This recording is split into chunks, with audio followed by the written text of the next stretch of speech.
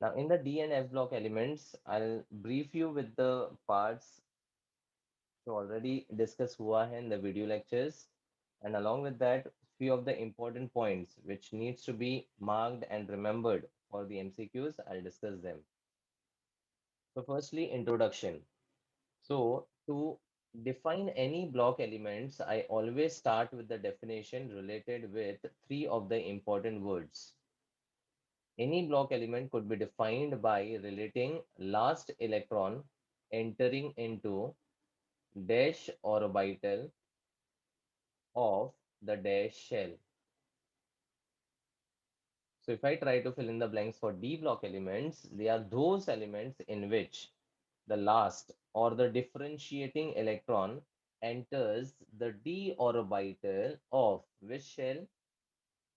Penultimate. Penultimate. Penultimate shell. D orbital of penultimate shell. Whereas F block elements would be those elements in which last electron enters F F orbital. orbital. F orbital of Pre-penultimate. Pre-penultimate. pre-penultimate shell. Okay, so that's the definition related to the block elements in general.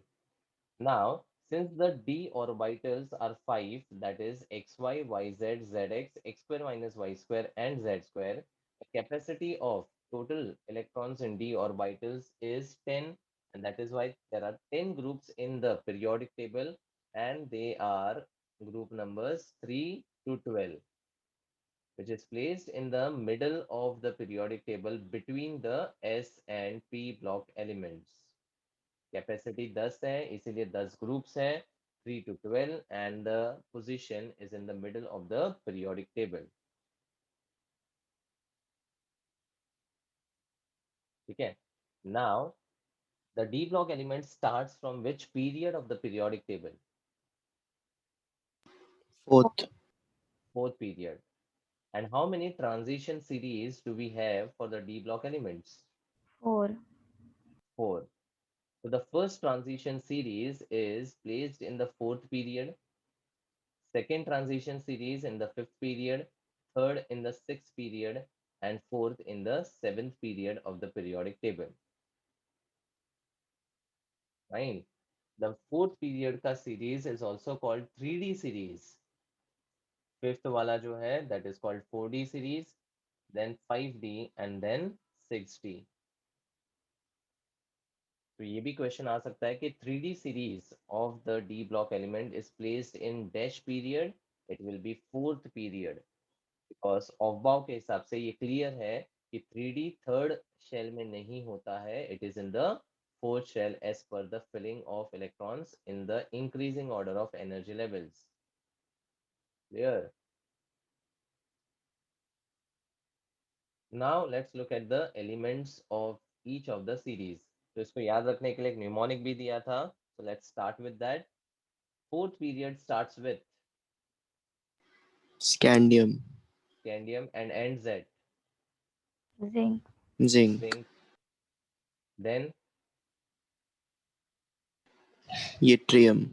yttrium to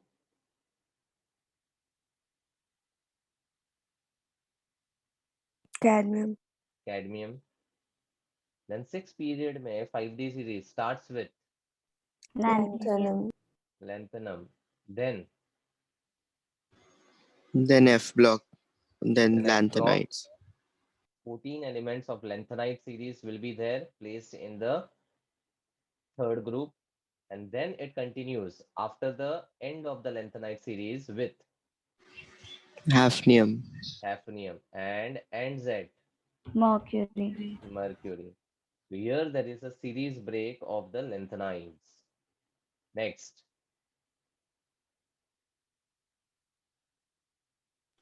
Actinium. actinium. Then a break of actinides of 14 elements followed by Rutherfordium. rutherfordium and ends at Ununbium. ununbium, which is an element with atomic number 112, and this ununbium is given a name as Cn, that is copernicium. Anubium is the IUPAC name given to element with atomic number 112.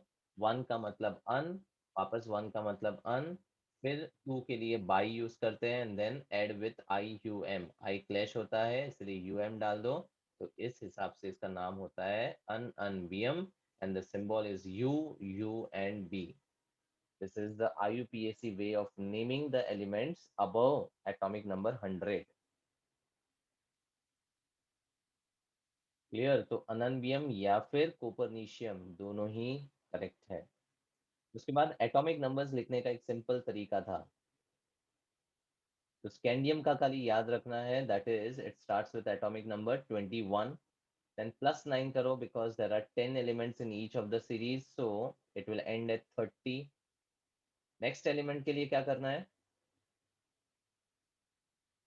+9. Plus 9, तो 39 and then again +9. Plus 9, so it will end at 48.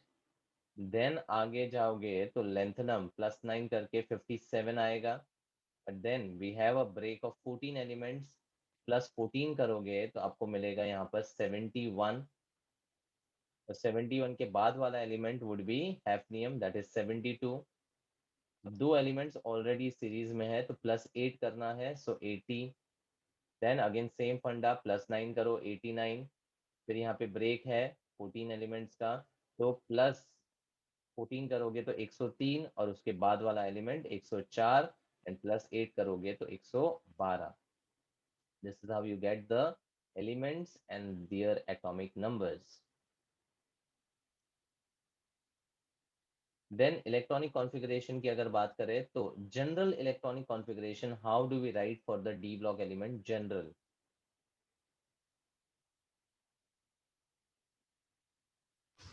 NS2 N-1 D. So first will be n minus 1 or n.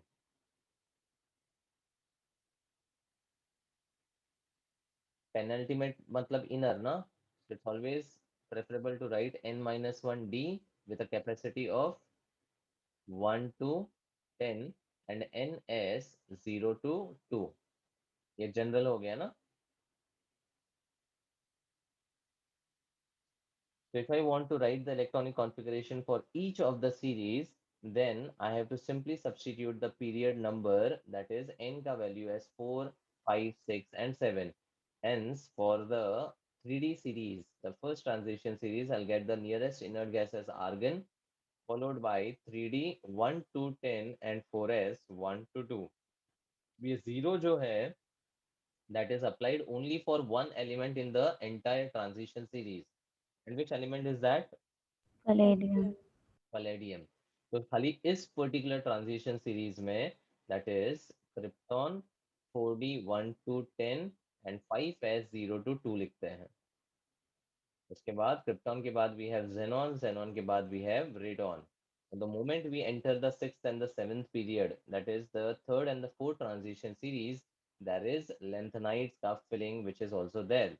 इसलिए यहाँ पर configuration में 4f14 पहले लिखेंगे, फिर 5d 1 to 10 और इस केस में 6s पूरा भरा हुआ होता है, और ऐसे ही 5f14, 6d 1 to 10 and 7s2. This is the configuration for each of the transition series. Okay, तो some of the things are not given in the NCERT, वो आप लिख सकते हो.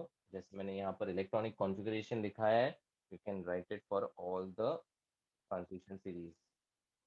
जनरल दिया हुआ है बट इंडिविजुअल नहीं दिया है. Fine. Now starting with the transition elements, D block का position in the periodic table. So as I discussed, they are placed in between the S block and P block in the middle of the periodic table. Now, related to its electronic configuration, there are few of the elements which have abnormal or anomalous electronic configuration. और 3D series की अगर बात करें तो it is well known that two of the elements had the configuration not as expected. And what were the elements? Copper and chromium. Copper and chromium. And what is the reason for them?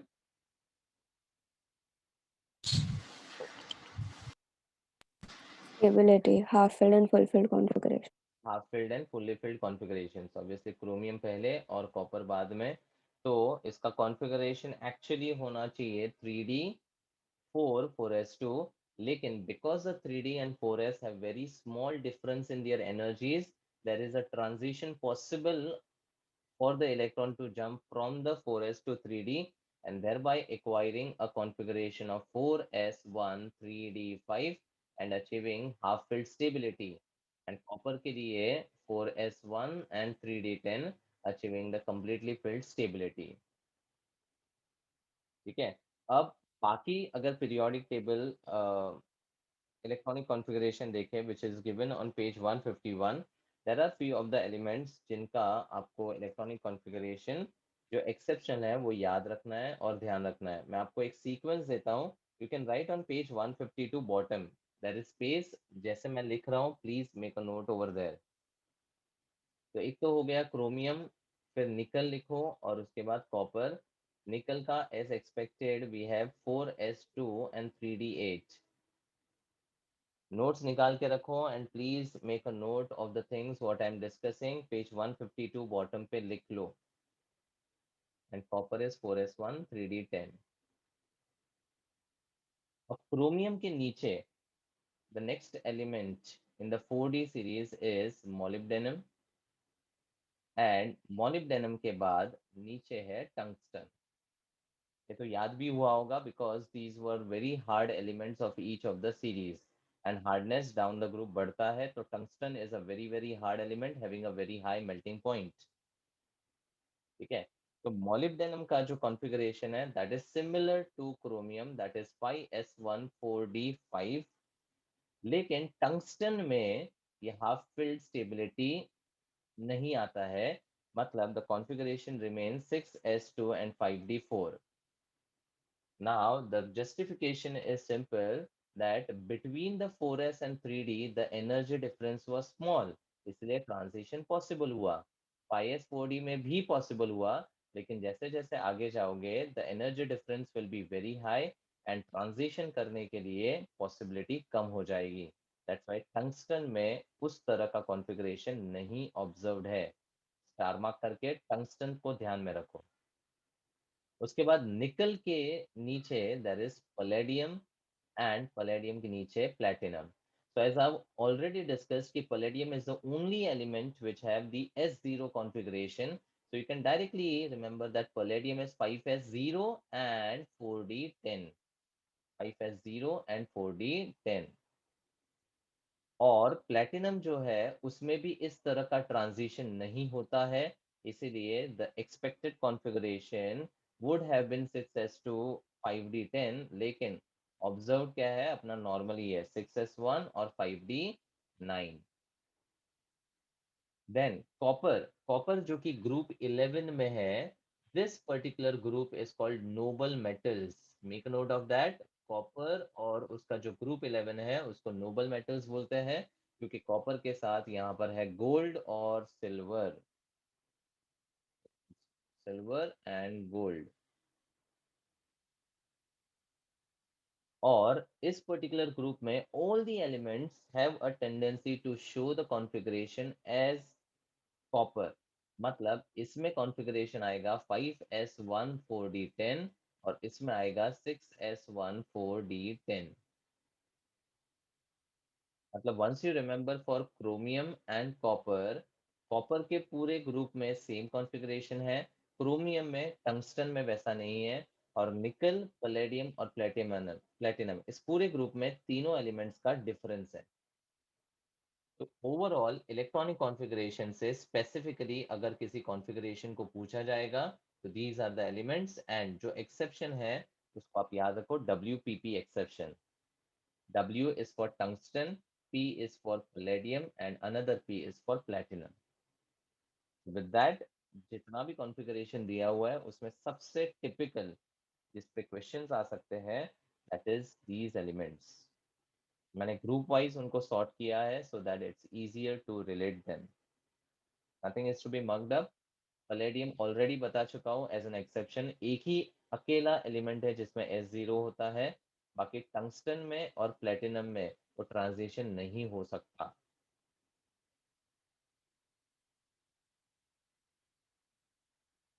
Fine.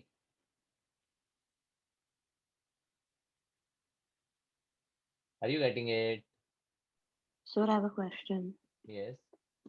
So in the gold configuration, shouldn't it be 5D10? This.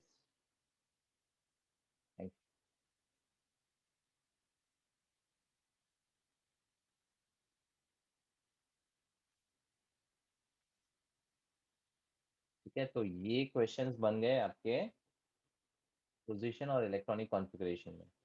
तो जो मैंने बताया that is for chromium, molybdenum, tungsten, you can highlight over there also. Then निकल वाले group में nickel, palladium और platinum. Copper वाले group में we have copper, silver and gold. Tungsten का, पैलेडियम का और प्लैटिनम का WPP एक्सेप्शन ध्यान रखो।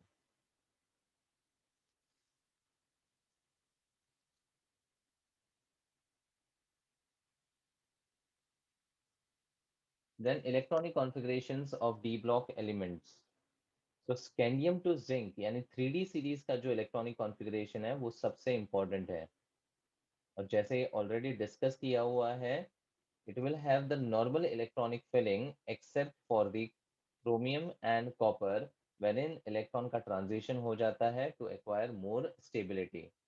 अब if I talk about scandium का series, the elements are scandium, titanium, vanadium, chromium, manganese, फिर fe, co, ni, iron, cobalt, nickel and cousin that is copper and zinc. इसमें number of unpaired d electrons has what sequence? Number of unpaired d electrons.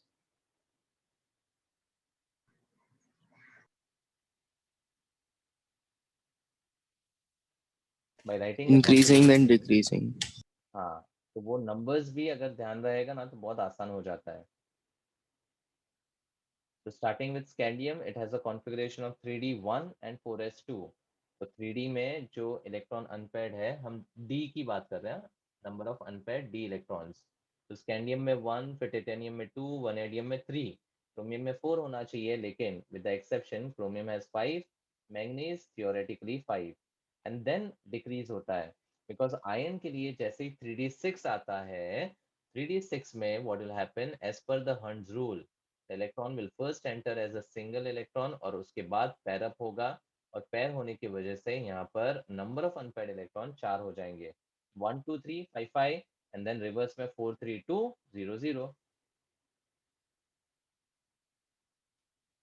1 2 3 5 5 4 3 2 0 0. That is how you can relate. Now coming to general properties of the transition elements. Physical properties में all the transition elements are metals, so they will show the common metallic properties like ductility, malleability, thermal and electrical conductivity, metallic luster, high tensile strength, sonority, and so on. Now, when we talk about the melting points of the transition elements, as per the graph and the theory which is being discussed, कुछ important points जो है उसको मैं summarize कर रहा हूँ. So the graph which is given on page 153, उसके बाजू में ही आप ये points लिखते जाओ. First point, the last elements of each series, that is zinc, cadmium, and mercury, because of the filled D configuration, they don't have the metal-metal bond very strong. That is why zinc, cadmium, and mercury are found to be very, very soft, having a very low boiling point. And because of low boiling point, they are highly volatile. And इनका जो boiling points है वो 1000 के नीचे जाता है, इसीलिए आप ग्राफ में देखोगे तो the zinc, cadmium and mercury are not shown because graph starts with 1 into 10 raised to 3 1000 kelvin से शुरू हो रहा है, इसीलिए आपको ये तीन एलिमेंट्स का ग्राफ में पोजीशन नहीं दिख रहा है। Clear? They are very soft elements having a very low boiling point and they are highly volatile. Point number 1. Then जो मेल्टिंग पॉइंट है that is determined with the strength of the metallic bond. Melting point या hardness जो है that is related with the strength of the metallic bond. तो जितने metallic bond strong होंगे उतना melting point ज्यादा होगा और उतना हार्डनेस भी ज्यादा होगा। ठीक है? एंड दिस मेटेलिक बॉन्ड का strength depends on the number of unpaired D electrons. Number of unpaired D electrons. तो अभी अभी हमने प्रीवियस स्लाइड में अनपेयर्ड इलेक्ट्रॉन्स को आइडेंटिफाई किया और max number of unpaired electrons आप देखोगे तो क्रोमियम और मैंगनीज में आता है। मतलब the peak of the melting point should occur at the chromium and manganese. But manganese का जो लेटाइज स्ट्रक्चर है दैट इज एबनॉर्मल। इसलिए यहाँ पर क्रोमियम पे पीक आता है और मैग्नीज में एबनॉर्मलिटी आता है। मतलब there is a sudden decrease from the peak of chromium to manganese. ठीक है? तो अब यहाँ पर तीसरा पॉइंट आप जो याद रखोगे, जो ध्यान में रखना है, that is the abnormalities is found in manganese for the 3D series. जैसे मैंगनीज में दिख रहा है वैसे उसके नीचे वाला एलिमेंट टेक्नीशियम होता है। तो you can C from the graph this is the abnormality in 3D and this is the abnormality in 4D। ऊपर जाओगे तो रेनियम पे डिक्रीज तो होता है लेकिन उसके बाद भी वो डिक्रीज होते जाता है। तो यहाँ पर कोई एबनॉर्मलिटी नहीं है।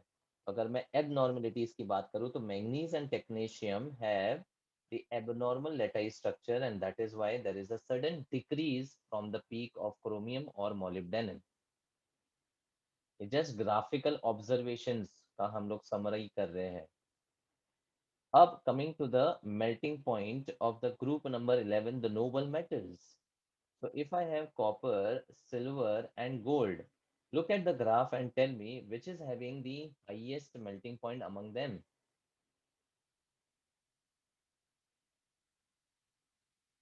Which is most difficult to melt? Copper है, gold है और copper, silver है। Copper और उसके बाद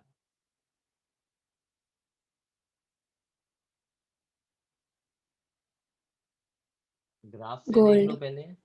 कॉपर, फिर गोल्ड और फिर सिल्वर। तो गोल्ड कंपैरेटिवली सिल्वर से सॉफ्ट है and that is why it is more malleable and ductile. इसलिए रुदरफोर्ड के एक्सपेरिमेंट में भी गोल्ड फॉइल का यूज किया गया था because of it's high malleability and ductility. तो यहाँ पर कॉपर के बाद there is gold, sorry silver melting point. हाँ, कॉपर के बाद there is gold and then comes silver. ठीक है? तो ये एक इम्पॉर्टेंट हो गया। उसके बाद if I talk about the peaks, then manganese, technetium and, sorry, peaks अपना कहाँ पर है? क्रोमियम, मोलिब्डेनम और टंगस्टन। तो अमंग देम जैसे जैसे हम हायर सीरीज में जाएंगे उनका मेल्टिंग पॉइंट इंक्रीज होता है। So the order which we have is tungsten, then molybdenum and then chromium.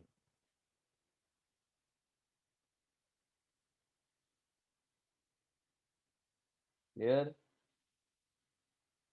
So these are the important 4 points which you will relate with the graphical representation and the trend. अब physical properties के अलावा there is one more property which is being talked about, that is enthalpy of atomization. Enthalpy of atomization. ये video में शायद detail में नहीं discuss किया था मैंने, तो यहाँ पर कर लेता हूँ, ध्यान देना। So when we talk about any metal, they have a lattice structure. Lattice structure में क्या होता है? It has the metallic atoms which are placed very close to each other because of strong metallic bonds. बराबर। तो अब ये lattice को जब आप हीट करोगे तो इनके इंडिविजुअल मेटेलिक एटम्स जो है वो सेपरेट होंगे।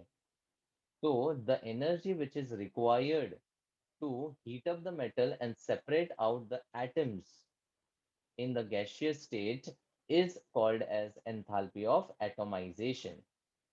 So in turn, enthalpy of atomization is basically proportional or related with the strength of the metallic bonds. जितना metallic bond stronger होगा उतना enthalpy of atomization ज़्यादा होगा। Clear? तो ऑन पेज 154 जो ग्राफ दिया हुआ है, बस उस ग्राफ में से वैल्यूज के हिसाब से या जो ग्राफिकल रिप्रेजेंटेशन दिया है उसमें क्या क्या याद रखना है। Enthalpy of atomization is represented as delta H A मतलब atomization for 3D series. The highest the highest enthalpy of atomization is for vanadium. Highest किसके लिए है? वनेडियम। अब आप सोचोगे कि highest strength of metallic bonds पे अगर डिपेंडेंट है तो क्रोमियम और मैंगनीज के लिए होना चाहिए। मैंगनीज ऑलरेडी रूल्ड आउट है because of the abnormal lattice structure. रही बात क्रोमियम की, तो क्रोमियम के केस में because the 3D is having a half filled configuration, the arrangement of the metallic atoms in the metallic lattice structure is very much stable। इसका मतलब यहाँ पर जो मेटल मेटल के बीच में बॉन्ड्स है सिमेट्री के वजह से वो इतना ज्यादा स्ट्रांग नहीं होता है। इसीलिए अगर हम सीरीज में वनेडियम क्रोमियम और मैंगनीज को कंपेयर करें तो मैंगनीज ऑलरेडी रेस में निकल गया है। क्रोमियम में 3D5 के स्टेबिलिटी की वजह से कंपैरेटिवली वीकर बॉन्ड्स ऑब्जर्व किए गए हैं। इसीलिए सबसे ज्यादा एनर्जी बॉन्ड्स तोड़ने के लिए जो लगता है that is for vanadium. Highest vanadium के लिए है और लोवेस्ट ऑब्वियसली किसके लिए होगा? जिंक। जिंक। ठीक है। और दूसरा point the enthalpy of atomisation if I compare for zinc, cadmium and mercury, the order is among them zinc has higher enthalpy of atomization followed by cadmium and then mercury, which indicates that zinc, cadmium and mercury में जो metal metal bonds है though they are weak but comparatively zinc में stronger है। नीचे जाओगे तो cadmium और mercury में और भी वीक बॉन्ड्स एग्जिस्ट करते हैं and that is the reason mercury is found to be in the Liquid state. mercury is found in the liquid state. So why mercury is found in the liquid state? Because the metallic bonds found in mercury are very, very weak and the enthalpy of atomization is very low among the transition elements. That is why it is the only metal which is found in the liquid state. एक और example है P block elements में। एक ऐसा element जो room temperature पे liquid form exist करता है। P block group number 13। The alloys gallium. of that element is also used in thermometer and it is an alternative to mercury which is toxic and that element is gallium।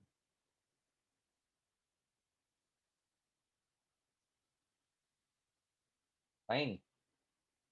चलो तो वो graph जहां पर दिया है बस ये दो पॉइंट्स लिख लो एंथैल्पी ऑफ एटमाइजेशन के related.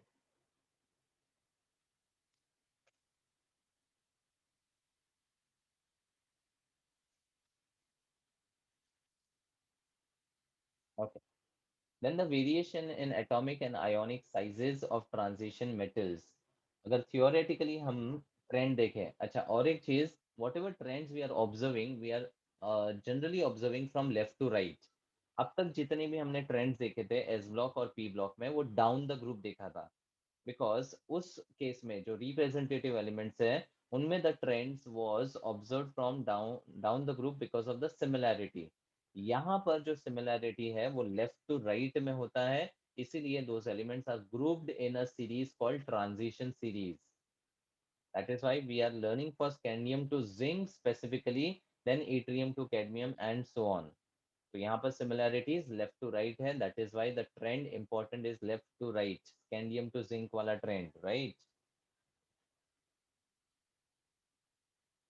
So for 3D series, if we talk about the atomic size, left to right, because of the increase in the nuclear charge, the size goes on Increases. increasing. Nuclear charge बढ़ेगा तो left to right size Decreasing. Decrease होता है, तो atomic sizes for transition metal decreases, but यहाँ पर जो decrease है वो रेगुलर नहीं है, the decrease is not regular. In fact तीन चीजें मैंने यहाँ पर बताई थी, can you summarise them? 3 points for the trend of atomic size.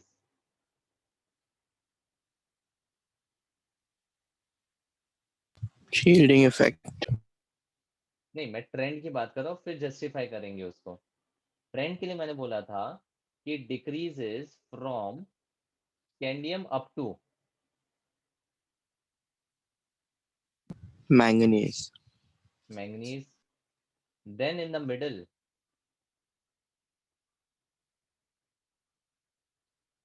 पेकोनी का atomic Equal. Radii almost constant हो जाता है, becomes constant in the middle, and last में क्या होता है कॉपर जिंक में? Increases. Increases from copper to zinc, बस। ठीक है, इसमें भी कुछ एबनॉर्मेलिटीज देखी गई है, बट अगर 3 पॉइंट समरी में इजी वे में बताऊं तो this is how you can relate the trend in the atomic sizes. It decreases from scandium up to manganese, then पेकोनी में ऑलमोस्ट कांस्टेंट हो जाता है, देन कॉपर से जिंक में वापस इंक्रीज होता है। ठीक है, तो अब कॉपर टू जिंक में इंक्रीज होने का रीजन क्या है? Why zinc is having greater atomic size than copper?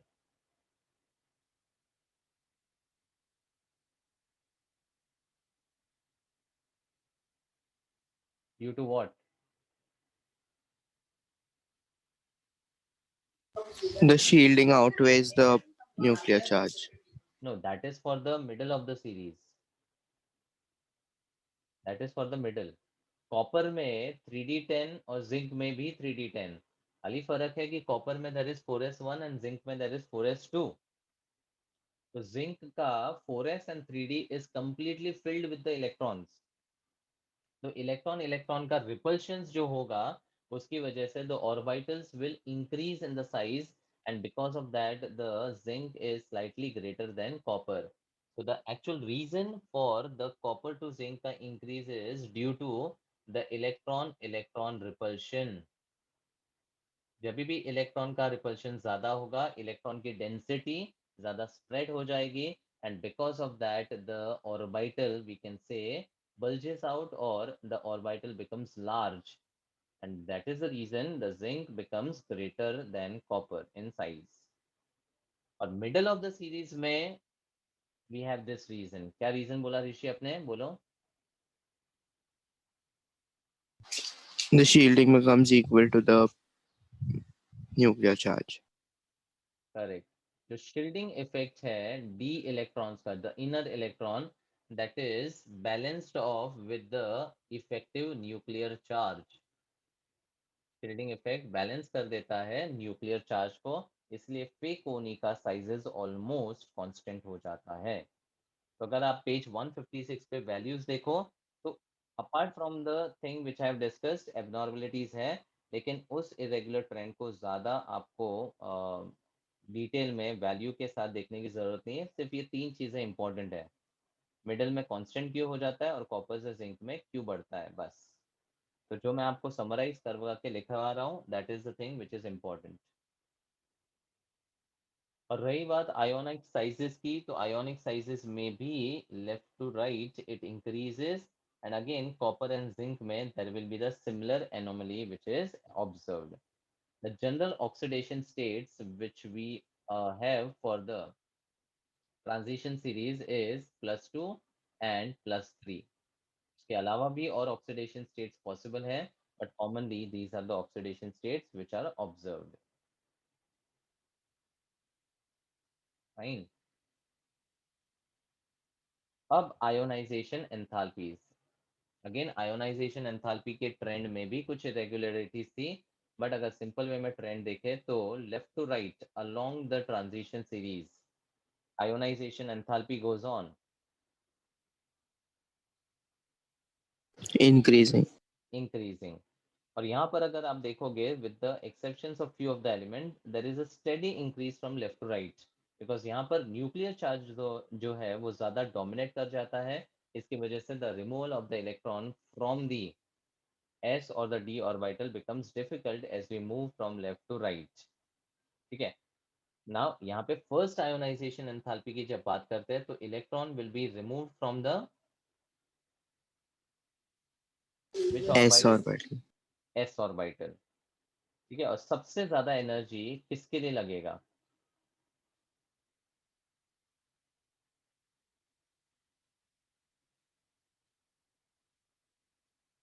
from scandium to zinc, which will have the maximum ionization enthalpy? Zinc. Zinc, because of the stable D10 configuration. अब ध्यान से सुनना, अगर मैं सेकेंड आयोनाइजेशन एंथैल्पी की बात करूं, मतलब the conversion from M plus to M plus 2, so which element will have the high value of ionization enthalpy? Copper. Copper, and similar to copper, Chromium. chromium. Or among chromium and copper, what will be the comparison? Copper will be higher. Copper will be higher. तो अब values भी check करते जाओ और trend को भी समझते जाओ कि कॉपर का सेकंड आईई बहुत ज्यादा होगा और क्रोमियम के कंपैरिजन में भी ज्यादा रहेगा। अब अगर थर्ड आयोनाइजेशन एंथैल्पी की बात करें, that is converting from +2 to +3, तो दो इलेक्ट्रॉन निकलने के बाद जिस एलिमेंट का कॉन्फ़िगरेशन स्टेबल हो जाएगा उसमें से थर्ड इलेक्ट्रॉन निकालना बहुत ज़्यादा मुश्किल होगा। And hence the highest third IE value is for Zinc. Undoubtedly zinc. अब जिंक के अलावा अगर हम towards the end of the series compare करें तो if you observe it is greater for copper than nickel and then cobalt. तो copper, nickel और cobalt के लिए थर्ड आई की वैल्यूज काफी ज्यादा होती है।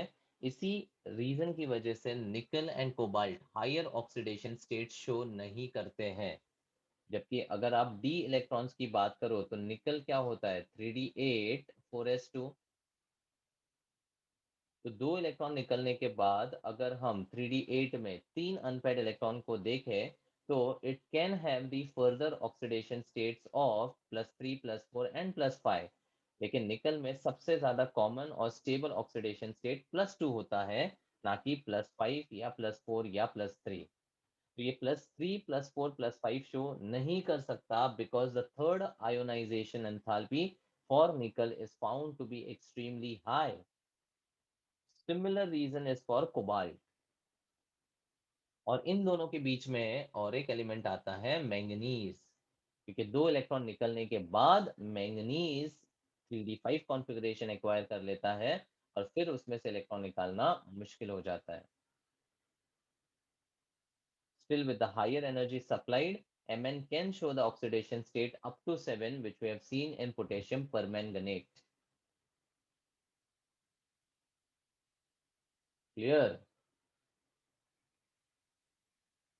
तो जो ऑर्डर मैंने लिखा है please make a note of that because direct MCQs जो है इस फॉर्म में आएंगे। पेज 156 पे जो टेबल दिया है उसी के वहां पर लिख लो so that you have a clear idea about the ionization enthalpy. Trend is okay, but जो एक्सेप्शंस है, जो वैल्यूज के हिसाब से ऑर्डर है, वो इम्पोर्टेंट है।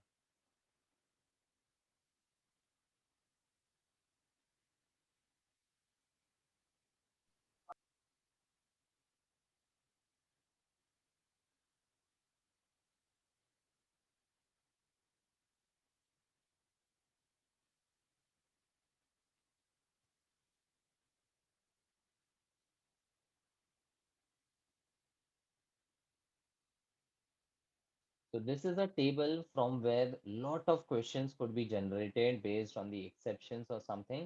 तो वही मैंने यहाँ पर समराइज करने का ट्राई किया है कि एंथैल्पी ऑफ एटमाइजेशन में क्या पॉइंट्स याद रखोगे, ionization enthalpy first second third में what are the important things to be remembered.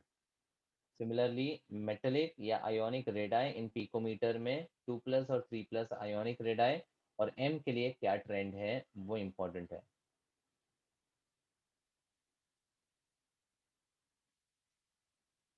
Okay, now coming to the oxidation states. Oxidation states की अगर बात करें तो apart from the loss of electrons from the 4s orbital, there is also a possibility of losing the electrons from the 3D subshell. और जितने unpaired electron 3D में होंगे उतने इलेक्ट्रॉन्स निकलने चाहिए। तो अगर हम स्कैंडियम से शुरू करें तो स्कैंडियम का configuration is 3D1 and 4s2. So with 2 electrons removed, it will show +2, and with one more electron removed from 3D, it can show +3. But practically, it is observed that +2 state of scandium is unknown and it doesn't exist. Theoretically, scandium +2 में exist करना चाहिए, but scandium का +3 ही exist करता है in the aqueous solution. And the reason of +3 existing is it's a stable electronic configuration. Because scandium में जब तीनों electron निकल जाएंगे तो it will acquire the argon inert gas configuration. So remember, scandium में +2 state oxidation state is unknown. +2 लिख कर cross कर दो, पेज 158 टेबल के वहीं पे बात कर रहा हूँ। उसके बाद टिटेनियम में the configuration is 3D2 and 4s2. 4s में से 2 इलेक्ट्रॉन निकलेंगे +2, और 3D में 2 अनपेड इलेक्ट्रॉन है, एक एक करके वी कैन हैव +3 and +4. अब among the +2 +3 +4 which is the most stable oxidation state for titanium?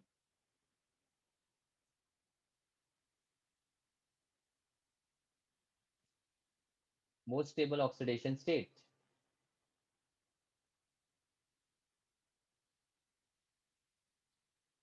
Which will be the most stable oxidation state? Stability matlab after the loss of the electron, is it acquiring any stable electronic configuration?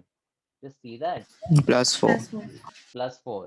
तो जैसे scandium में argon configuration हो गया, titanium में +4 में होगा, vanadium में +5 में होगा, क्रोमियम में +6 होगा, मैंगनीज में +7 होगा।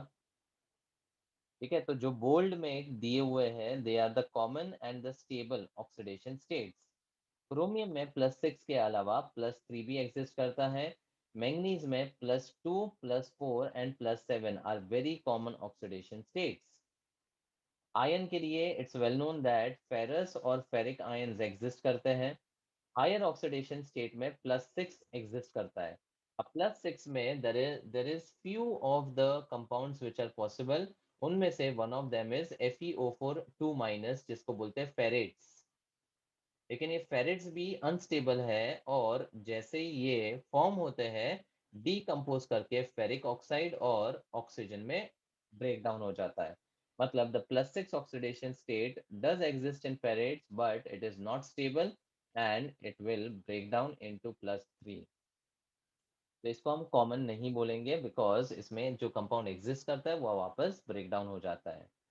कोबाल्ट के केस में most common is +2 and some cases में +3 भी आता है। निकल +2। कॉपर में थियोरेटिकली अगर हम कॉपर की बात करें तो the configuration of copper is argon, then 4s1 3d10। तो 4s1 के हिसाब से एक इलेक्ट्रॉन निकलने के बाद it should have acquired a very stable configuration, and removing the next electron would have been very difficult. फिर भी कॉपर में हमें पता है कि क्यूपरस के अलावा क्यूपरिक भी एग्जिस्ट करता है। क्यूपरस के अलावा क्यूपरिक भी एग्जिस्ट करता है। Now the existence of cupric ion in aqueous solutions only, ये सिर्फ एक्वियस सॉल्यूशन में एग्जिस्ट करता है। कॉपर 2+ नॉर्मल स्टेट में एग्जिस्ट नहीं करेगा। Copper 2+ exist in aqueous solution only, aqueous solution only. तो ऐसा क्या होता है एक्वियस सॉल्यूशन में जो क्यूप्रिक आयन बहुत ज़्यादा स्टेबल हो जाते हैं? तो when the copper is dissolved with water, तो कॉपर के केस में कॉपर +1 से कॉपर 2+ के लिए we will require the second ionization enthalpy, which would be enormously high because copper +1 3d10 का configuration show करता है जिसमें से second electron removing would be difficult, correct? But then copper 2 plus aqueous solution में hydrate हो जाता है, मतलब converts to aqueous ion, और इसमें जो energy release होती है that is hydration energy, that is very much dominating, मतलब इसकी value बहुत ज़्यादा high है as compared to the second IE of copper. So we can say the hydration energy compensates the second IE of copper in aqueous solution, and that is the reason in aqueous solution copper exists as cupric and not cuprous. So with that the copper का +1 के अलावा +2 is justified, and zinc में एक ही oxidation state होगा, that is +2. Clear?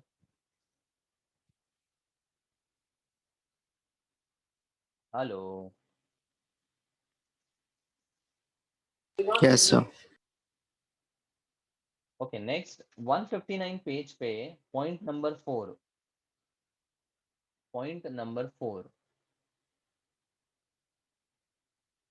Third line. Although in the P block, the lower oxidation states are favored by the heavier members due to inert pair effect. छोटे element के लिए बड़ा oxidation state, बड़े के लिए छोटा oxidation state is more stable. ये हमने इनर्ट पेयर इफेक्ट देखा है, लेकिन डी ब्लॉक एलिमेंट में ये इनर्ट पेयर इफेक्ट काम नहीं करता है। मतलब क्रोमियम जो कि स्मॉल एलिमेंट है उसके लिए हायर ऑक्सीडेशन स्टेट यानी कि +6 जो है वो ज्यादा स्टेबल होना चाहिए, लेकिन क्रोमियम के लिए the +6 oxidation state is not that stable, and in fact it reduces and comes to +3 oxidation state which is more stable. In that process it has a tendency to undergo reduction, and that's why we see that chromium in the +6 dichromate में या फिर chromium 6 compounds में they act as very strong oxidising agents, पढ़ा हुआ है हमने, right?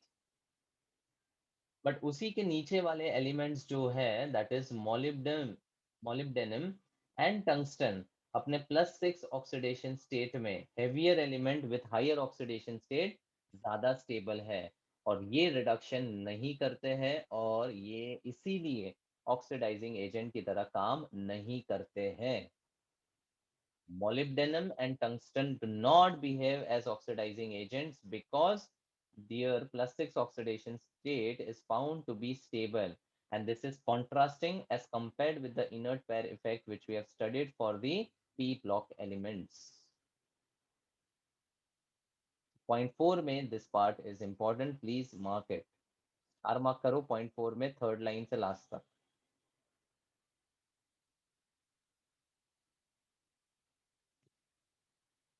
उसके बाद there are low oxidation states also found in some of the carbonyl compounds.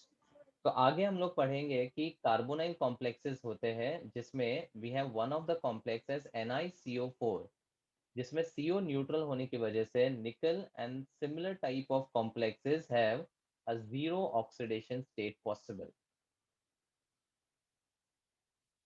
A zero oxidation state would be possible. तो इसके बारे में पूरा एक सेक्शन है जो हम डिटेल में पढ़ेंगे, बट जो पॉइंट्स मैंने यहाँ पर बताए with regards to the oxidation state they are important.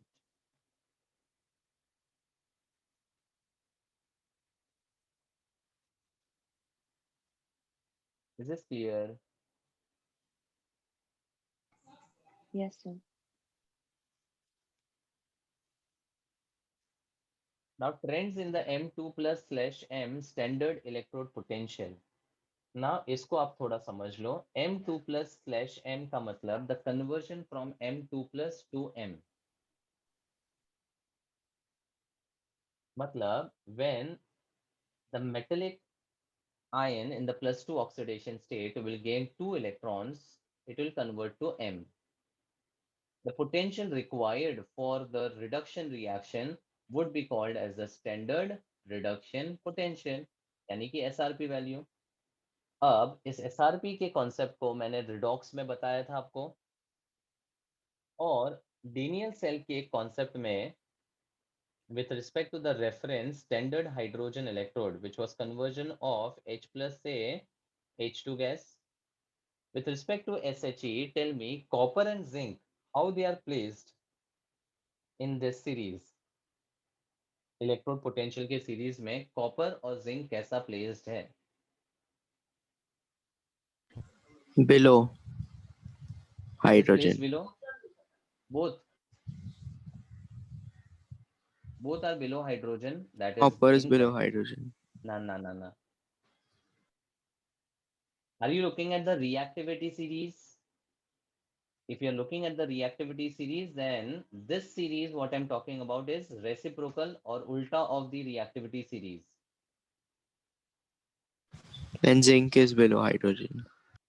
Perfect. Zinc will be below hydrogen and copper is placed above hydrogen.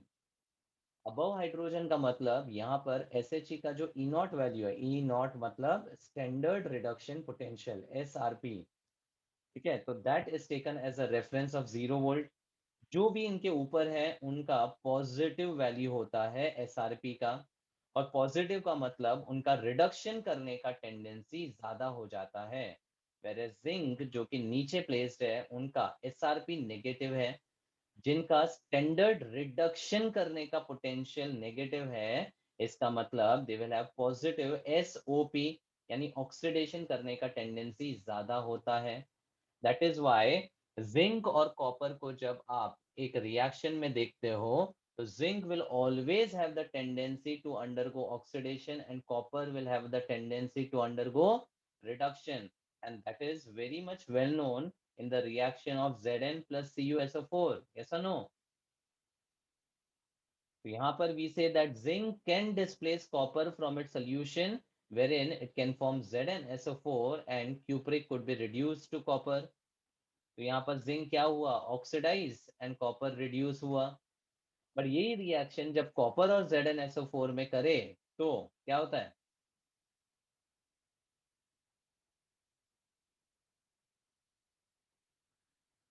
Nothing happens, right?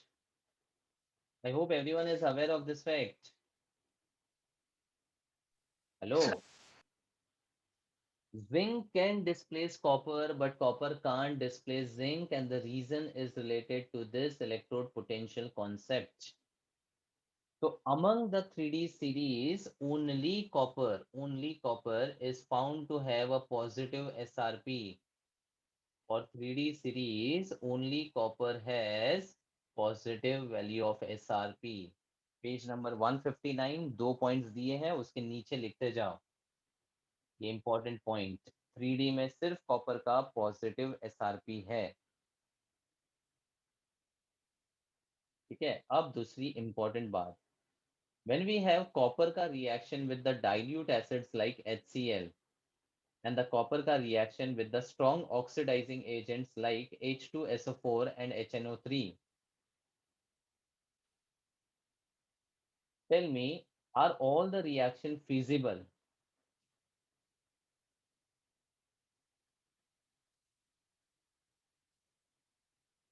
No. No. कौन सा feasible है, कौन सा नहीं है, बोलो। HCl is not feasible. HCl is not feasible. Perfect. और इसका रीजन क्या था?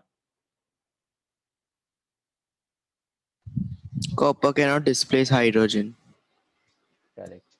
तो यहाँ पर जो भी डिस्प्लेसमेंट का रूल होता है ना, वो लोअर डिस्प्लेसेस अपर का होता है। मतलब जिंक कॉपर को डिस्प्लेस कर सकता है बट उल्टा is not possible. Hydrogen copper को डिस्प्लेस कर सकता है लेकिन कॉपर हाइड्रोजन को डिस्प्लेस नहीं कर सकता, क्योंकि कॉपर का रिडक्शन होने का टेंडेंसी हाइड्रोजन से कहीं ज्यादा है। इसीलिए डाइल्यूट एसिड्स लाइक HCl के साथ कॉपर का displacement reaction is not possible. Please make a note of this. Page 159 bottom part में जहां पर जगह है लिखो। लेकिन The same reaction when we carried out with the oxidizing acids. Do we have the reaction possible? Yes, sir. और इसका reason क्या था? एक एमसीक्यू भी पढ़ा था हमने.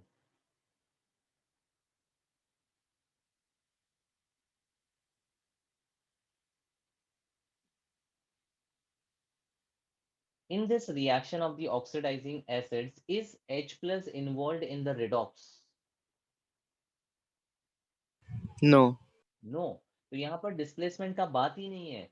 यहाँ पर सल्फेट का सल्फर और नाइट्रेट का nitrogen has a higher preference in reduction as compared with the H और द H प्लस आयन. तो कॉपर का H2SO4 के साथ कॉपर सल्फेट बनता है and the sulfur reduces to form SO2 and H unaffected है in terms of the change in oxidation state.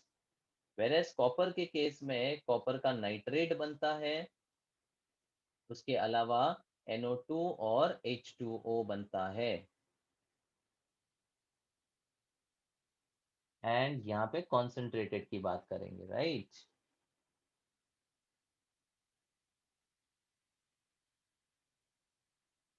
समझा? So if you look at the graph on page 160 of the standard electrode potential versus the elements, zero वाले barrier को सिर्फ एक ही element cross कर रहा है और वो है अपना कॉपर. सिर्फ कॉपर का SRP पॉजिटिव है in the 3D series of the transition elements.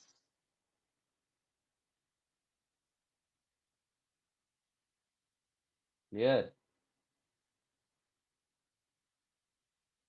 Yes, sir. अच्छा, बाय द वे ये जो इलेक्ट्रोड पोटेंशियल्स हैं इनके वैल्यूज को आइडेंटिफाई करने के लिए या कैलकुलेट करने के लिए there are many of the thermodynamic parameters required. जैसे टेबल ऑन पेज 160 आप देख सकते हो. इलेक्ट्रोड पोटेंशियल्स के लिए we require the enthalpy of atomisation, क्योंकि सबसे पहले जो सॉलिड मेटल है उनको आइसोलेटेड गैसियस स्टेट में कन्वर्ट करना पड़ेगा. ऐसा नो? क्योंकि हम आयोनाइजेशन एंथैल्पी की जब बात करते हैं तो we say that it is a minimum energy required to remove an electron from the outermost shell of an element in its isolated gaseous state. तो लेटाइस स्ट्रक्चर में तो मेटेलिक एटम्स बॉन्डेड रहेंगे.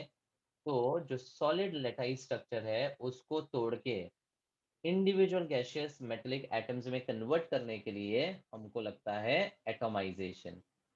फिर M गैसियस से M plus बनाने के लिए पहली आयोनाइजेशन एंथैल्पी लगेगी यानी फर्स्ट IE.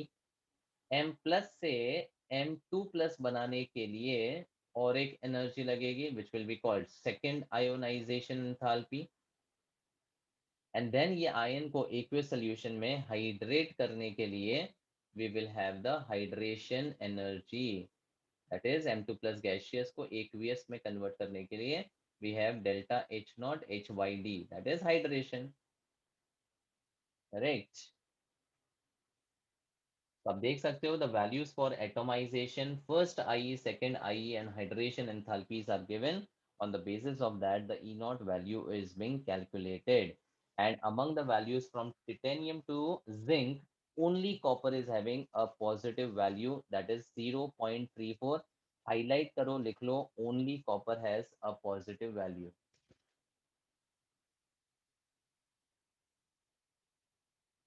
Clear?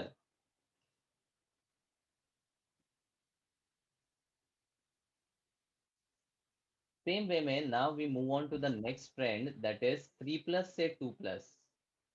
मतलब if the ion is in the plus 3 then on reduction by gaining one electron it will come to plus 2. अब अगर लॉजिकली सोचो तो हमारे पास मैंगनीज जो है it is having a configuration of argon 4s2 and 3d5. तो दो electron निकलने के बाद थर्ड इलेक्ट्रॉन को निकालना बहुत ज्यादा मुश्किल हो जाएगा. करेक्ट? तो Mn अपने +3 ऑक्सीडेशन स्टेट में versus Mn in the +2 oxidation state, Which will be more stable? +2. +2। तो अगर कभी Mn कोई रिएक्शन में +3 में चला जाता है, तो it should have a tendency to come back to the +2 oxidation state. So in cases में it will have a very ready tendency to convert back to +2 oxidation state from its +3। बराबर। तो ये जो पोटेंशियल्स लगते हैं that would be called as the standard electrode potential for converting the 3+ into the 2+ ion। अब the order of electrode potential for M3+ to M2+ as per the values is को मन पे प्रो। ये एक order बहुत important है और बहुत बार पूछा गया है। ठीक है, अब इसका लॉजिक जो है that will be based on the thermodynamic parameters जो मैंने यहाँ पर डिस्कस किए हैं, डिस्क्राइब किए हैं। ठीक है, तो वैल्यू वाइज अगर आप इसको जस्टिफाई करना चाहते हो तो it would be very very difficult with one single reason, because there will be lot many factors which will be involve to justify this. तो जो क्वेश्चन आता है खाली इतना याद रखो कि M3+ से M2+ का जो कन्वर्जन है Mn के लिए मैंने जस्टिफाई किया, बाकी के लिए और भी कुछ पैरामीटर्स है जो आपको ध्यान रखने पड़ेंगे। बट ये 4 ऑर्डर जो मैंने बताया है 4 एलिमेंट्स का, that is very very important. मतलब the decreasing order of the electrode potential for M3+ to M2+ varies as को मन पे crow.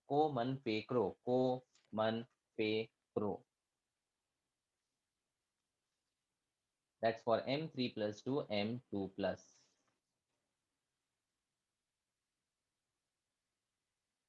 Then we have trends in stability of higher oxidation states। तो हायर ऑक्सीडेशन स्टेट्स आपने देखा है कि up to manganese possible है, क्योंकि वो अचीव कर लेता है +7 तक। इसलिए जो हैलाइड्स हैं मैंगनीज का, वो +7 में एग्जिस्ट करना चाहिए। लेकिन मैंगनीज में टेट्राफ्लोराइड तक फॉर्मेशन पॉसिबल है, बट Mn का F7 पॉसिबल नहीं होता है। Mn doesn't have the Mn+7। और उसके बाद अगर कोई भी मेटल हैलाइड्स देखोगे तो हायर ऑक्सीडेशन स्टेट्स में उनका एग्जिस्टेंस नहीं होता है। जैसे आयन के लिए फेरिक और फेरस होता है, कोबाल्ट के लिए +3+2 में एग्जिस्ट करता है, निकल के लिए +2, कॉपर में +1 and +2। This should be 1। Correction है, कॉपर में 1 और जिंक में डाइहलाइड। ठीक है, तो क्रोमियम के लिए आप देख सकते हो कि हेक्साहेलाइड पॉसिबल है, वनेडियम के लिए pentahalide in the +5 and titanium के लिए टेट्राहेलाइड। बिकॉज Ti का +4, वनेडियम का +5, क्रोमियम का +6 all had the stable argon configuration possible. ठीक है, अब सेकेंड पॉइंट वहां पर ऑब्जर्व करो एंड हाईलाइट करो प्लीज। सेकेंड पॉइंट, ये सारे पैराग्राफ्स आपको रीड करने की जरूरत नहीं है, मैंने जो जो पैराग्राफ्स में पॉइंट्स बता रहा हूँ बस वो आप याद रखो, बस हो गया। Second point, the ability of fluorine to stabilize the highest oxidation state is due to either lattice energy, as in the case of cobalt trifluoride, or the higher bond enthalpy for the higher covalent compounds, example VF5 and CrF6। तो fluorine metal के higher oxidation को stable कर सकता है, उसके दो reasons हो सकते हैं, या तो हायर लेटाइस एंथैल्पी या तो higher bond enthalpy in the formation of the covalent compounds. तो ये डायरेक्ट स्टेटमेंट पूछा जा सकता है वेदर इट इज ट्रू और false, assertion reason type of question में आ सकता है। फिर थर्ड वाला पैराग्राफ, ऑल्दो वनेडियम का +5 is represented only by VF5, the other halides, however, undergo hydrolysis to form oxohalides VOX3। मतलब वनेडियम का VF5 तो स्टेबल है, लेकिन अगर बाकी हैलाइड्स को देखें तो वो ज्यादा स्टेबल नहीं है और पानी के साथ वो ब्रेक डाउन हो सकते हैं, और ब्रेक होने पर it forms VOCl3, that is called oxocation या ऑक्सोहैलाइड बोलते हैं, along with HCl। और ये जो ऑक्सो हैलाइड बनता है उसका फंडा सेम है, in the same oxidation state. जैसे PCl3 को बोला था ना H3PO4 में बदलता है, तो यहाँ पर उसके ऑक्सी एसिड नहीं बनते हैं, ऑक्सी हैलाइड बनते हैं।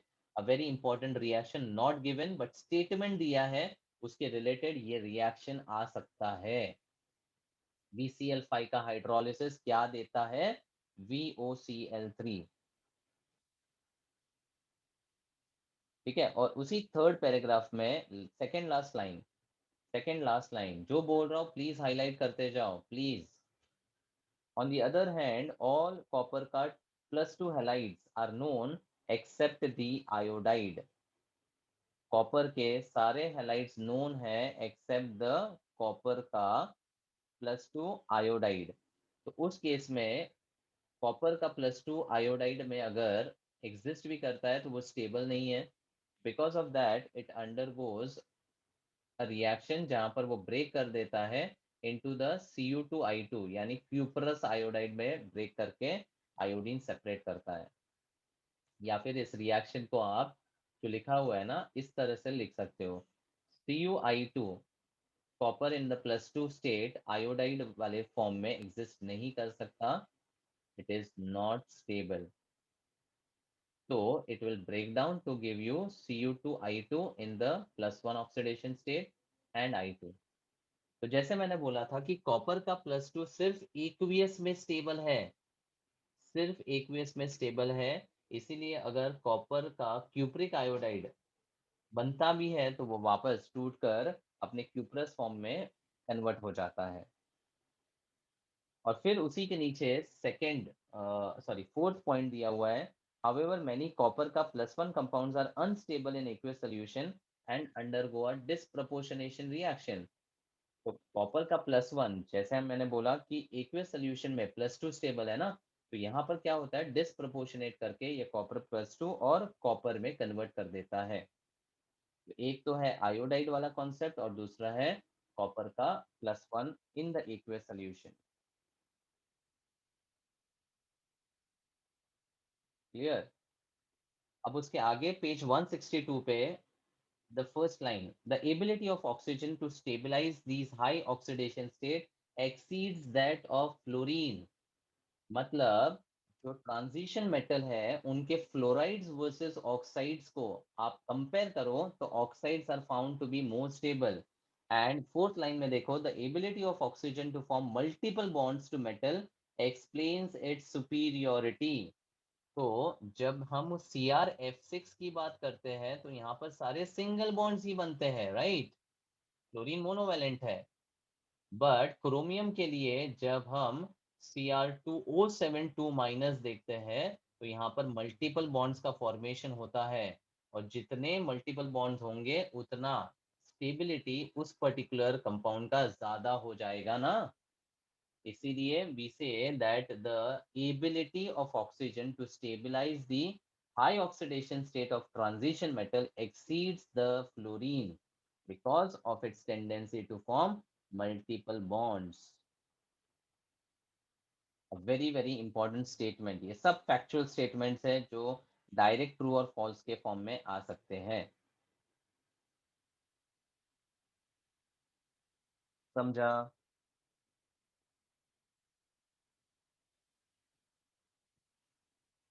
यस और नो? Yes, sir. लिख रहे हो ना आप? Yes, sir. Yes, sir. So these are some of the oxides which are given। तो जैसे आपने उस टेबल में देखा कि Mn का फ्लोराइड MnF7 के फॉर्म में एग्जिस्ट नहीं कर रहा था, लेकिन वही ऑक्साइड अपने +7 में एग्जिस्टेंस दिखा रहा है Mn2O7। और इसके स्ट्रक्चरल डिटेल्स की अगर बात करूं तो Mn2O7 में the two manganese atoms are joined by a oxygen atom, MnO-Mn linkage होता है, and the 3 oxygen on each side are bonded with the double bonds। और यही तो मल्टीपल बॉन्ड्स है जो ऑक्सीजन को एबिलिटी देता है to stabilize the high oxidation states.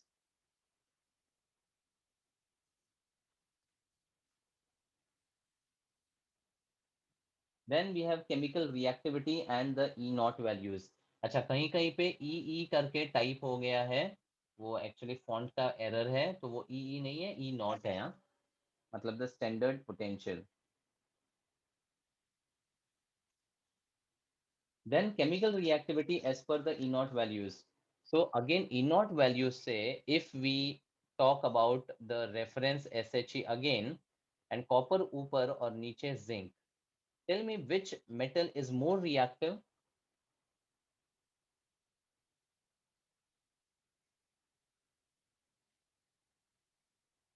Which metal is more reactive?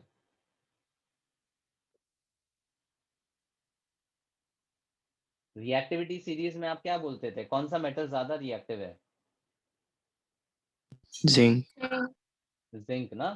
तो यहाँ पर भी वही फंडा है कि जिसका एसआरपी कम होगा ना, उसका ऑक्सीडेशन करने का टेंडेंसी ज्यादा होगा।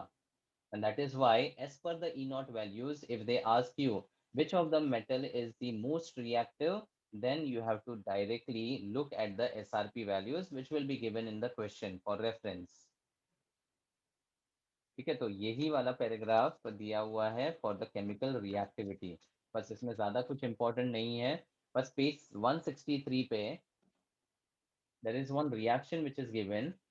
The ions Ti2 plus, vanadium 2 plus, and Cr2 plus are strong reducing agents and will liberate hydrogen from the dilute acid. मतलब Cr2 plus H plus को डिस्प्लेस कर सकता है, ऑक्सीडाइज होकर क्रोमिक बना सकता है, और H plus को रिड्यूस करके H2 गैस लिबरेट कर सकता है। तो आयंस में भी डिस्प्लेसमेंट का रिएक्शन हो सकता है, क्योंकि क्रोमियम का +2 is not that stable and the well known chromium is in the +3 oxidation state.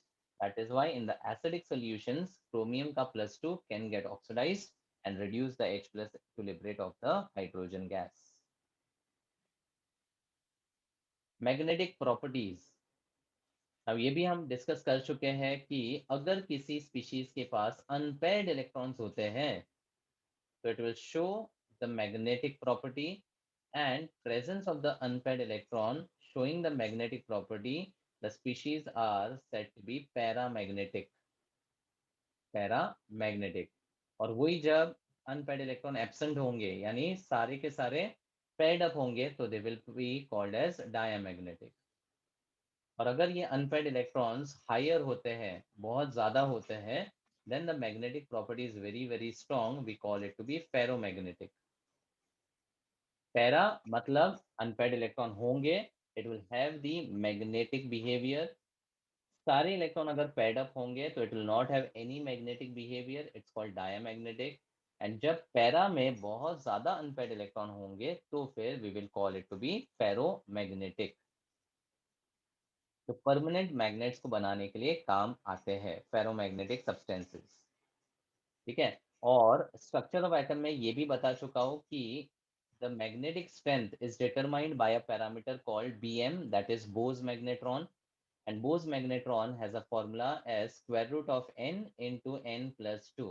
I like that formula, highlighted है वैसे।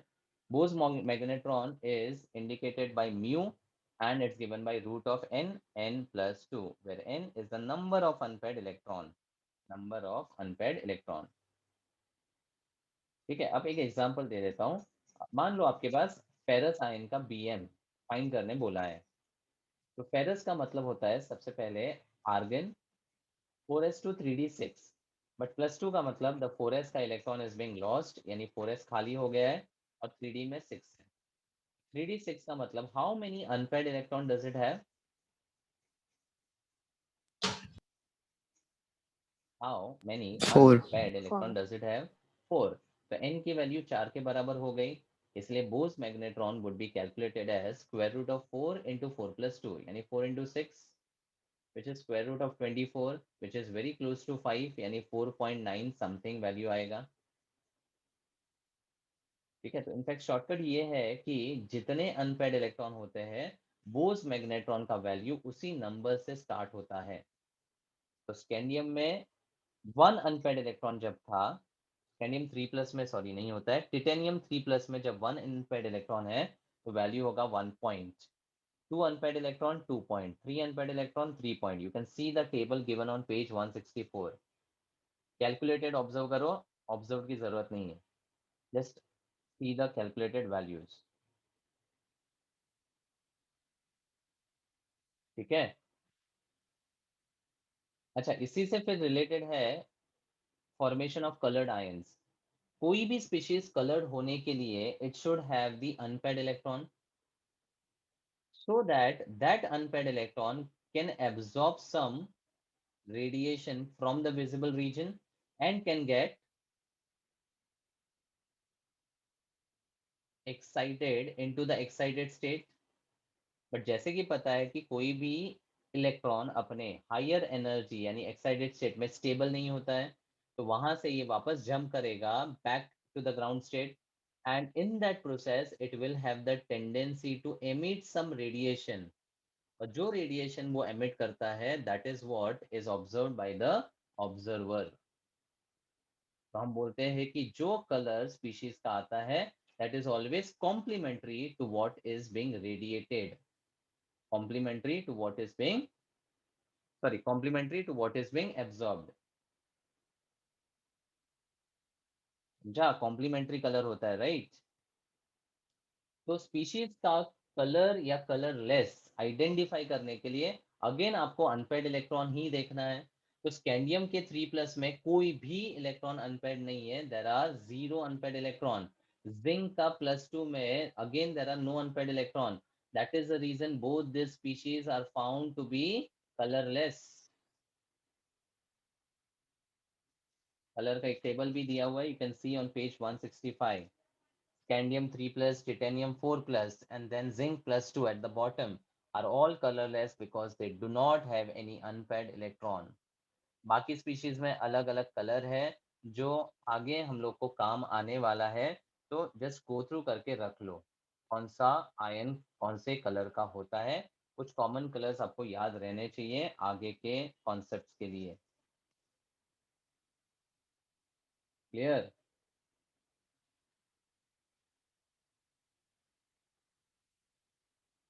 देन थोड़े प्रॉपर्टीज बाकी है, just wind up this. Formation of complex compounds, we have seen that जो coordination compounds हैं वो बहुत सारे ट्रांजिशन मेटल्स के बनते हैं, जैसे कि कॉपर NH3 4 2+। ऐसे बहुत सारे कोऑर्डिनेशन कॉम्प्लेक्सेस हम आगे पूरा एक चैप्टर है जिसमें पढ़ेंगे कोऑर्डिनेशन कंपाउंड्स। तो ये क्यों ट्रांजिशन मेटल्स के लिए बनता है, तो the property you can see the second paragraph third line. Transition metals forms a large number of complex compounds due to comparatively small size of the metal ion। Transition metal ions का size बहुत छोटा होता है। Then their high ionic charges, they can have the higher oxidation states up to +7 possible, not for all, but few of the elements can show, and the availability of d orbitals for the bond formation। तो ये जो ligands होते हैं वो अपने electron इसके D orbital में donate कर सकते हैं। साइज छोटा है, आयोनिक चार्ज ज्यादा है, इसकी वजह से ट्रांजिशन मेटल के कॉम्प्लेक्स कंपाउंड बनाने का एबिलिटी इज मैक्सिमम।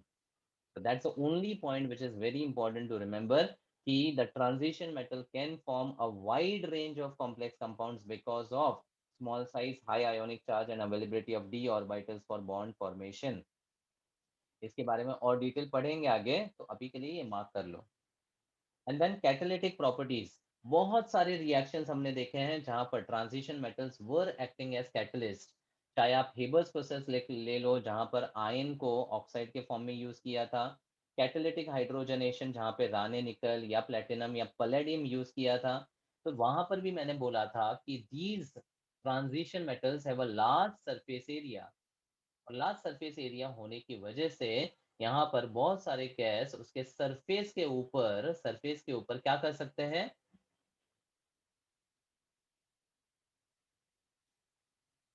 एड्सॉर्ब कर सकते हैं। So these transition metals due to large surface area have a greater property of adsorption। तो adsorption के अलावा as a catalyst you need to have the species in the multiple oxidation states possible। तो पहला point सबसे important है, please mark करो। The transition metal and their compounds are known for their catalytic activity.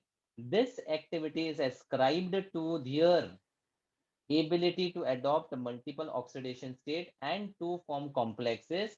उसके अलावा add करो and presence of the large surface area.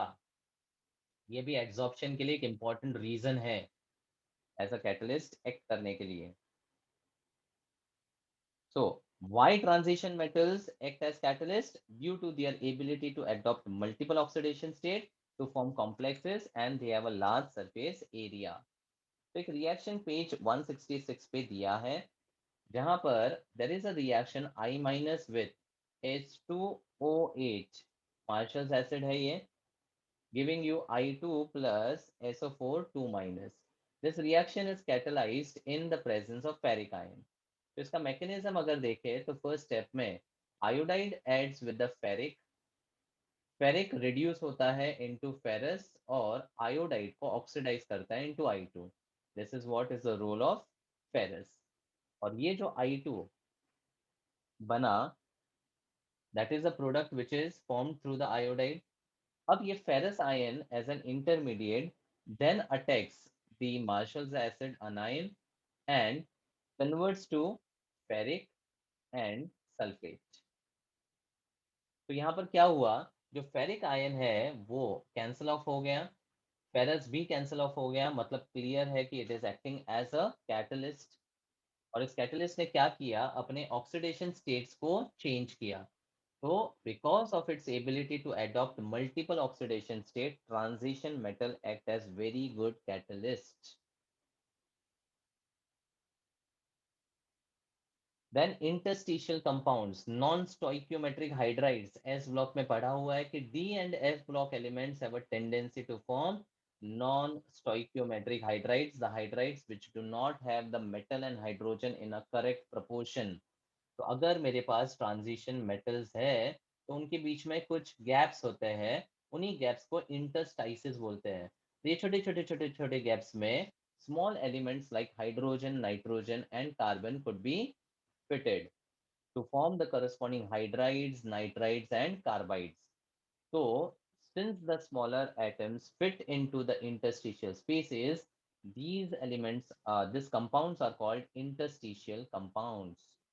And ये जो इंटरस्टिशियल कंपाउंड्स बनते हैं उनमें there is no proper stoichiometry possible. मतलब वनेडियम का जो हाइड्राइड है that's written as VH0.56, titanium का हाइड्राइड है इट्स रिटन एज TiH1.7। तो इसका मतलब they are in the non stoichiometric proportion.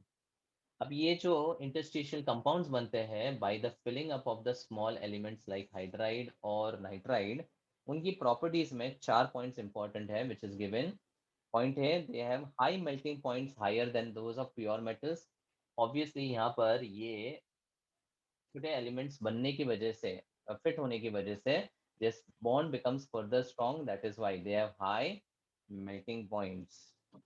Then the hardness also increases. In fact borides जो बनते हैं बोरॉन को एंटर करने की वजह से, उनका जो स्ट्रेंथ है और हार्डनेस है वो डायमंड से कंपेरेबल है, approach diamond in hardness. Then they retain metallic conductivity, तो मेटल पहले भी कंडक्ट करते थे, अभी भी कंडक्ट करते हैं, तो retain conductivity. And they are chemically inert because of very very hard formation of the compound, they are chemically found to be inert। Melting point भी बहुत ज़्यादा है, हार्ड भी बहुत ज़्यादा है, इसलिए वो केमिकल रिएक्शंस में बहुत कम एग्जिस्ट करते हैं, they are almost found to be inert. And last, alloy formation. तो अलॉयज किसी भी दो मेटल्स के कॉम्बिनेशन से होता है इन द मोल्टन फॉर्म। अब कोई भी दो मेटल अलॉय बनाने के लिए कोई भी दो मेटल ऐसा सिलेक्ट नहीं कर सकते हैं। The two metals which can form the alloy should have the similar atomic radii and the difference in their radii should not exceed 15% of each other। मतलब अगर कॉपर का 100 पिकोमीटर का साइज है तो जिंक का 85 या 115 तक के रेंज में पॉसिबल अगर है तो उसके साथ वो अलॉय बना सकता है। alloy formation में the metal का radii should be within 15% of each other. Third line, please highlight. Such alloys are formed by atoms with metallic radii that are within 15% of each other. That's it. तो copper and zinc जो alloy form करता है that is famously called brass, and copper और tin जो बनता है that is called bronze. So brass is cousin, bronze is cutting. Brass cousin and bronze is cutting. That's it. With that, we complete with the properties of D block element. ये section काफी ज्यादा बड़ा है, लेकिन जैसे मैंने आपको important points mark करवाया है, हाईलाइट करवाया है, please focus on those points with respect to the trends. The questions are asked in the same form. Fine. Yes, sir. ठीक है, तो आज के लिए गूगल फॉर्म मैंने नहीं रखा है बिकॉज आज मुझे ये डिस्कस करना था, जो डाउट्स है वो क्लियर करने थे. तो Google form will be for the next session, and I break this properties into two parts. तो दो पार्ट्स में गूगल फॉर्म आएगा. For the next session it will be up to ionisation enthalpy, up to ionisation enthalpy Google form. Fine, clear? Yes, sir. Okay.